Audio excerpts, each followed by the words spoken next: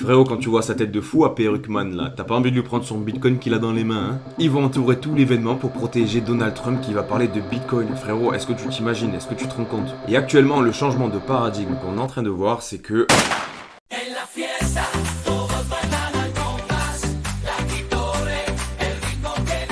Et salut à toi, j'espère que tu vas bien, c'est Jérémy, on se retrouve pour un crypto daily de la crypto brève. On va aller voir les actus de la journée sur la crypto-monnaie. Et parmi les news de la crypto-monnaie, on va aller se diriger aussi vers la guerre froide qui se passe dans la crypto. Et qui dit guerre froide dit aussi course à l'armement de crypto-monnaie. Allez, c'est parti. On commence tout de suite avec les annonces économiques du monde traditionnel parce que même si on est dans la crypto, je te le répète tout le temps, mais il faut s'intéresser à l'économie mondiale. On a une annonce concernant la vente de logements existants à 3,89 millions alors qu'on s'attendait à 3,99 millions. On est en deçà des estimations, mais le marché, écoute, il a pas trop mal réagi en tout cas sur le S&P, le Nasdaq. C'est ce que je t'avais dit hier, c'est pas non plus une annonce qui est vraiment très impactante sur le marché, je pense. En revanche, ce qui va être intéressant à suivre, c'est les inscriptions hebdomadaires au chômage en Amérique qui arrivera jeudi à 14h30. On s'attend à voir 239 000. On va suivre ça de près, mon pote. Bon, mon gros, ce que je te présente là, ça n'a rien à voir avec la crypto-monnaie, mais je pense que c'est important de s'intéresser à la géopolitique de notre monde, ok? Parce qu'on vit dedans et mine de rien, on est impacté par celle-ci. Dans tous les cas, qu'on soit bien d'accord, la guerre, c'est dégueulasse. Il y a des morts, des innocents. Genre, nous, on veut pas ça. C'est ces enfoirés de l'État là. Mais cette guerre qui oppose l'Ukraine face à la Russie, elle est complètement débile, elle est complètement nulle.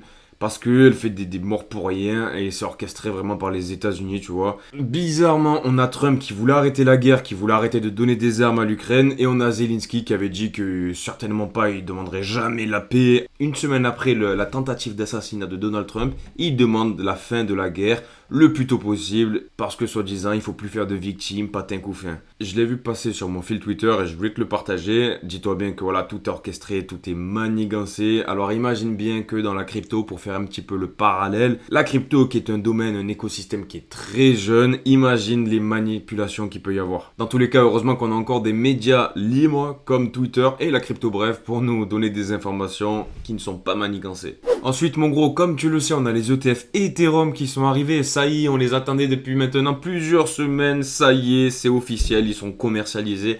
Tu peux te fournir en Ethereum via des ETF, c'est de la merde, on est bien d'accord, mais ça apporte une force acheteuse.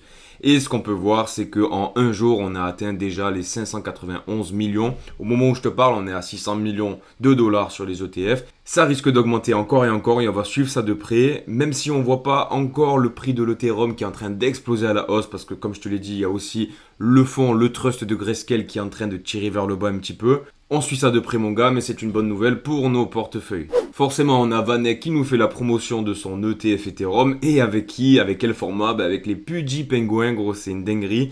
Je te rappelle que Pudgy Penguins, c'est les mêmes coins qui sont un petit peu célèbres, un peu comme les Dogecoin, un peu comme les PP, les trucs comme ça là. Ça annonce de belles choses en tout cas pour cet écosystème. Moi je mets pas trop les pieds dans les mêmes coins, tu le sais. Je trouvais ça plutôt fou, il fallait que je te le partage. Ensuite, comme tu le sais, il y a l'exchange MTGOX qui fait peur à pas mal d'investisseurs de la crypto parce qu'ils doivent rembourser des anciens détenteurs de Bitcoin qui avaient été lésés lors du crash de MTGOX. Au moment où je te parle, ils ont remboursé 36% des Bitcoins qui devaient à leurs créanciers. Et ça continue parce que justement on a remarqué qu'il y avait eu des dollars qui avaient été envoyés sur des adresses Bitstamp. Quand tu envoies $1 de transaction sur une adresse, c'est pour faire un test pour ensuite envoyer la vraie somme que tu souhaites envoyer. Donc j'ai l'impression que c'est pas fini. Après, est-ce qu'on va avoir des holders de Bitcoin ou des vendeurs? Gros, seul l'avenir nous le dira. On peut pas encore se prononcer pour le moment. Ensuite, concernant la miniature que je t'ai mis pour cette vidéo, je t'ai parlé de guerre froide, un peu de la course à l'armement au Bitcoin et à la crypto-monnaie.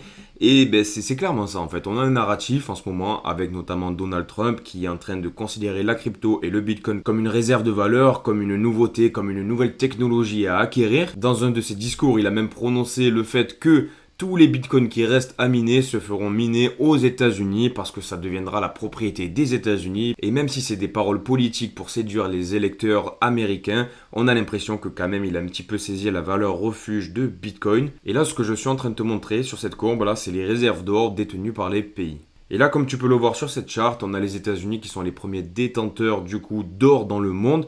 Après, ce qu'il faut mettre en perspective, c'est que il y a plein de pays qui ne déclarent pas officiellement tout l'or qu'ils ont, comme la Chine. Il y a eu pas mal de rumeurs sur le fait que leurs réserves d'or étaient bien plus importantes. Ils avaient 2 fois, voire 3 fois le stock qu'ils annonçaient. Mais dans tous les cas, ce qu'il faut se dire, c'est que pour que les États et les gens du monde entier aient de la confiance envers un pays, il faut qu'il soit robuste d'un point de vue militaire, avec par exemple l'arme nucléaire, avec des porte-avions, etc., avec une monnaie qui soit robuste. Bon, c'est pas trop le cas des pays occidentaux, avec des réserves surtout très importantes de ressources. Quand je dis ressources, c'est de l'or, ça peut être de l'uranium, ça peut être des ressources comme le gaz, le pétrole, etc. Et dans une période où on est de plus en plus en tourment, où il y a de plus en plus d'incertitudes, forcément, l'or est vraiment de mise, c'est le mot d'ordre. Et toutes les banques centrales mondiales, elles sont en train d'acquérir de l'or, c'est vraiment la course à l'armement pour l'or. Et actuellement, le changement de paradigme qu'on est en train de voir, c'est que la conception de la valeur refuge est en train de transiger un petit peu vers le Bitcoin. Je te dis pas que ça va remplacer l'or, j'ai pas dit ça gros, ne me fais pas dire ce que j'ai pas dit. Mais les plus grands chefs d'État sont en train de comprendre que le Bitcoin c'est là pour rester. D'une part c'est indexé sur la confiance de la population mondiale et deuxièmement c'est indexé aussi sur le coût de l'énergie. De la même manière l'or, tu vois comment est-ce qu'on fixe le prix de l'or? En fait c'est le coût humain, le coût matériel pour venir extraire de l'or du sol. Et c'est ça qui donne la valeur de l'or. Ok, après on a de la spéculation, on a tout un tas de choses qui rentrent en compte.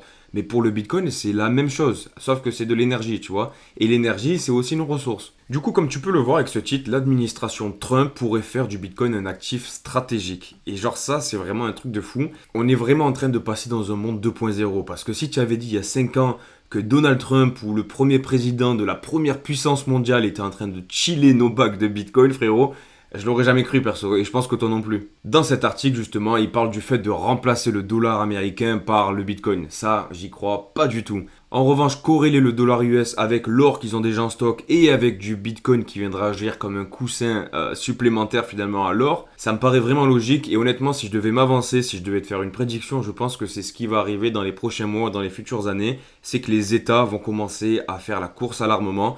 C'est d'ailleurs ce qu'avait dit Éric Larchevêque il y a de ça 2 ans dans une vidéo, un podcast qu'il avait fait.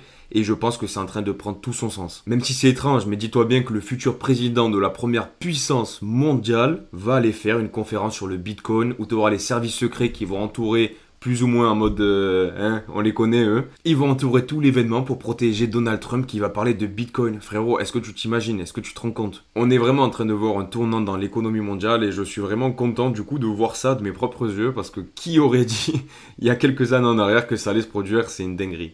Tout à l'heure, je t'ai donné le classement des pays qui détenaient le plus d'or. Eh ben écoute, pour le Bitcoin, qui c'est à ton avis en termes de pays? Parce que Satoshi Nakamoto, c'est pas un pays à ce que je sache. On a le gouvernement chinois qui détient quasiment 200 000 Bitcoins et le gouvernement des États-Unis qui détient 216 000 Bitcoins, tout en sachant que il a BlackRock sur son territoire qui détient 273 000 Bitcoins. Ce genre de stratégie que Trump est en train de mener, elle est hyper maligne, elle est hyper intelligente et je pense que ça peut être vraiment fou pour les États-Unis dans les années qui viennent. Je suis d'accord avec toi, on a tendance à être bearish sur l'économie des États-Unis, on a tendance à être bearish sur la politique, sur la géopolitique, sur tout un tas de choses qui concernent l'Amérique.